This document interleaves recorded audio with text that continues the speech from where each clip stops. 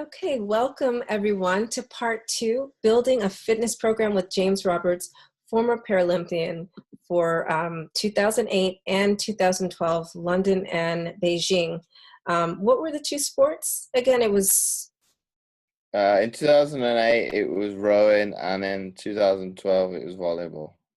Oh my gosh. So those are really powerful arm strength kind of exercises. So in this section, we're going to talk about fitness and how to build an exercise program. So I guess you're going to tell us a lot about weightlifting, huh? Well, I'd like to think so. I like it myself. I like to use free weights and kettlebell. So just tell us, how would I go from not doing any weightlifting to getting into a healthy practice of it? I'd say probably first of all, you probably if you're going from nothing to start off, it's probably if we look at it from a safety perspective now, it's probably to look to go onto the machines first Mm-hmm. and then progress onto the free weights. That's very much my, how would I put it, way of thinking. Okay, some people might not agree with that. Some might say, well, why don't you go straight away to free weights? But if you don't have control of, say, your core, you're not comfortable with, in most cases, we'd say the bench or anything overhead, and you don't have that control, well, I, for one, would not feel comfortable to be around you, because I'm worried about one. I said, if we look at it from maybe say I'm just a regular customer in the gym, well, I wouldn't be very happy. You don't feel safe. I think foremost you would probably be worried about yourself in that circumstance. But if I look at it from a trainer's perspective, one, I'm worried about myself as a trainer. Probably first of all you as the client, because, well, I don't want you to get hurt, first of all, because that's not a good indication of me as a trainer. And then you probably look at it on the wider environment as a whole. Am I putting other people at risk? So if we start off maybe getting you feel comfortable being on the machines, because first of all they can only go in one plane of movement, be it forward, back, upright. You're not fighting with gravity straight away.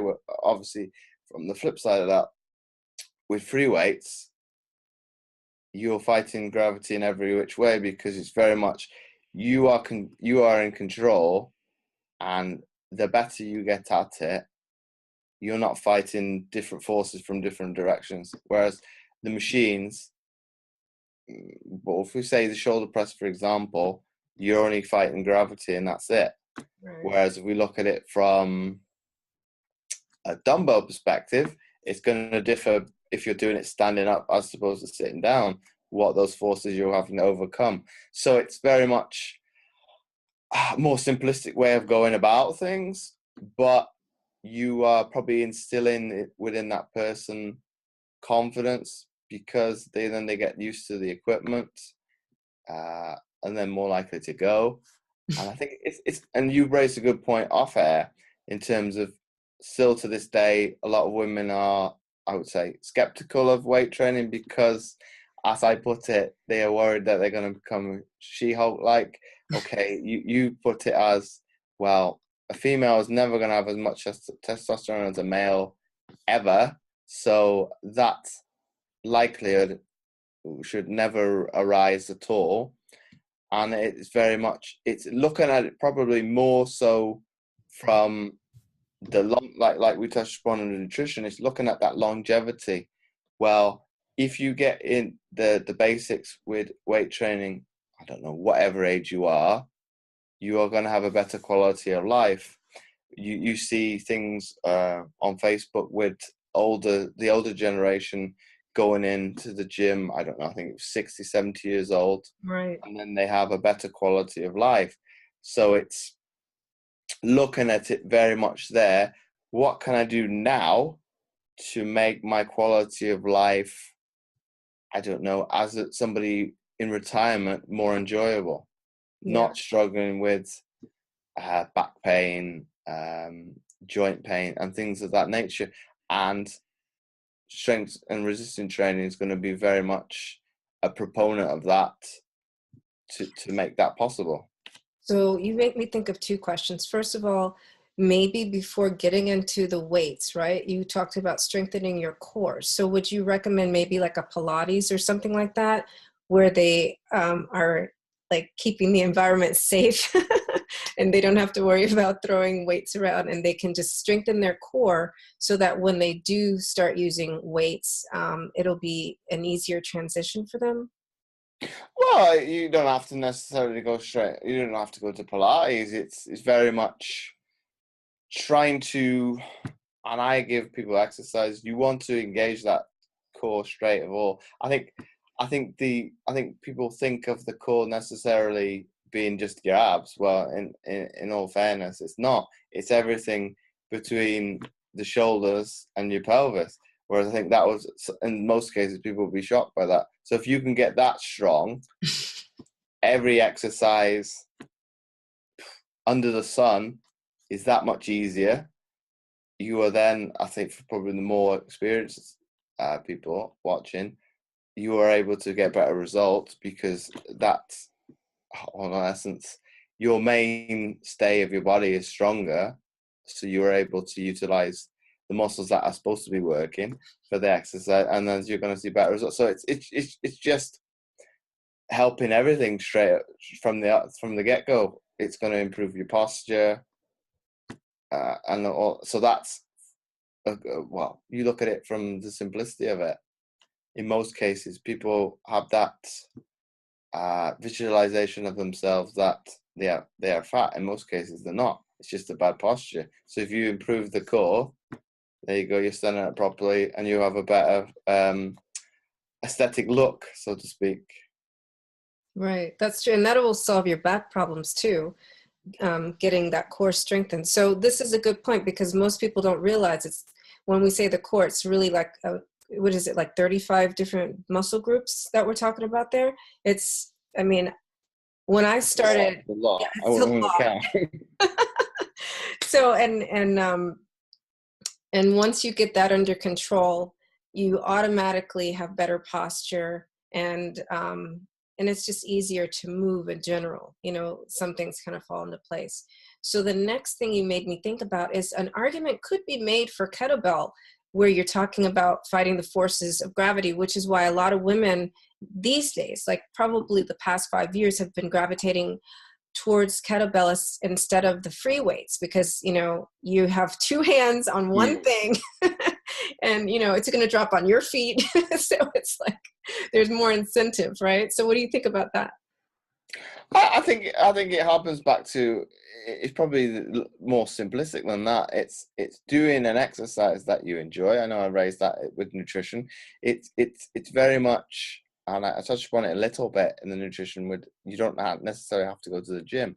If you're doing an exercise that you enjoy, you're going to do it. So Right. it's as simple as that.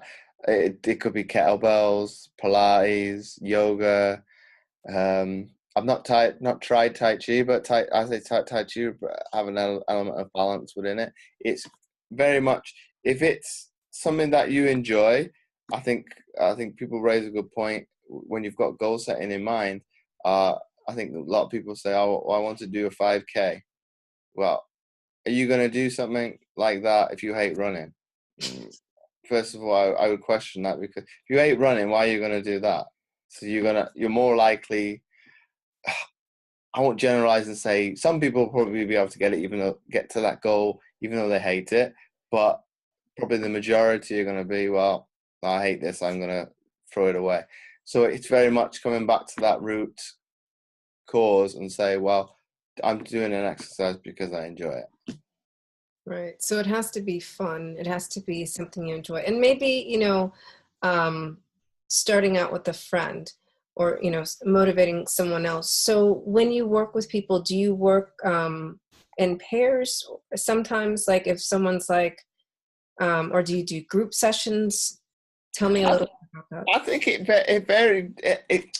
varies. I think it comes down to the individual. It's very much personalized in terms of what they want, they need. Is because yes, people will do better as in groups, because that's how we are as we're hardwired as individuals. We work very much as a collective, and it probably builds that much of a community. So they're gonna have that emphasis of support. So you're gonna have a bigger support group to fall upon if something's not going quite right.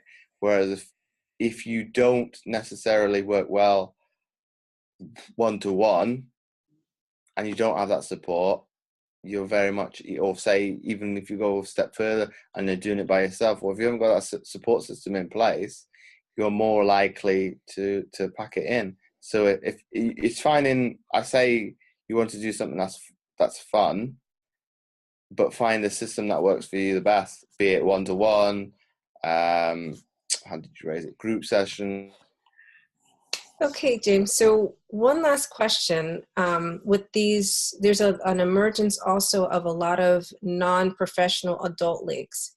So is that a good way for someone who's going from couch potato to just join one of these non-professional leagues? What do you know of those?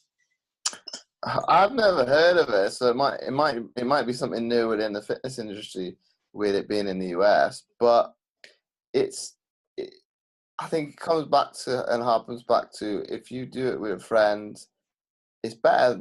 It's looking at it more in terms of this. It's better to do something than nothing. Yes, definitely. So if you can look to, I don't know, a lot of things. It would be couch to 5K as a big one. It's just getting more active. It's just improving your metabolism, getting it back to what it wants. Well, it's quite difficult to get it back to what it wants, but to get it back to what, quote unquote, what is normal, and having a better quality of life. So if it's going down that route, going down the routes that we discussed, it harpens back to, really, in essence, am I going to enjoy the exercise? Can I do it for a long period of time? If both answers are yes, obviously you don't almost say set up for life, but you're set on the right path going forward. Yeah, I would have to agree with that. So, and on the topic, since you brought up the 5K a couple of times, so one year I signed up for a 5K with the full intention on walking it, and I did. The next year I signed up for the 5K, but I did a little bit of prep, so I ran half of it, right? In the second case, I actually hurt my ankle anyway, because even though I was, practicing, I still stepped wrong because it's not my habit. I've never been a runner. So there is still that possibility of injury. So when you select something, maybe choose wisely, something that is more in the realm of possibility for you, right? Well, a lot of people don't do that, do they? They don't look at a goal from a realistic perspective. It's very much, well, this is, and we harpen back to what I talked about with the nutrition one. They look at the end result and don't look at the process. Whereas, and it happens loads of people. I think somebody asked me, well, how do I prepare for a marathon? Why, first of all, have you done it before? And this shocked me. They said, no. Well, okay. That's a lot to go from, and then they've got no running experience at all. Thinking, well, I'm not saying it's not impossible, but it's going to be hard because you don't have those processes in between to prepare you both physically and mentally to get to where you are. I, on the other hand, okay, I've been at the elite level of sport, but I wouldn't want to put myself through that. There's going to come to a point, it's very much individualist. Even runners will say there's going to come a point within that race you're going to hit the wall. I couldn't tell you if that's going to be 5 miles in, 10, halfway, near the finish. It's very much, it's going to come to, everybody's going to hit it. It's just when. So, and it's how you deal with it. So it's very much, okay, I would be prepared from a little bit from a mental perspective, but I wouldn't put myself in that position to start with. But that's very much me. I wouldn't say for somebody, if they'd like to do that, it could be doing it for charity, you name it. Yeah, okay, you've all got your reasons to want to do something, but it's being realistic, very much looking at, is it attainable? Is the time frame realistic? Is the goal way out there in the first place?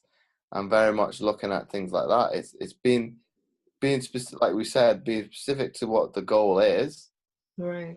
and being looking at that, and it's very much looking at the SMART system. It's being, what was it, specific, measurable, achievable, realistic, and with a specific time frame. So it's using that to look at your goals, and then I think it gives you little bit more context. Well, this is my result and end goal that I want to achieve, and you can break it down a little bit more and give yourself probably little miniature goals to set along the way.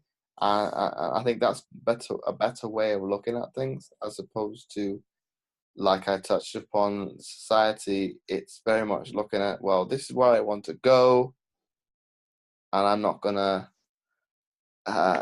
plan the route accordingly. Well, you wouldn't do that with traveling. You're not gonna go, I want to start at point A, I want to get to B, and I don't know how I'm going to travel. It'd be car, plane, bus, ultimately. It's like, well, you're going to choose the most viable, be it, I don't know, you're going to look at different criteria as to how you're going to get there.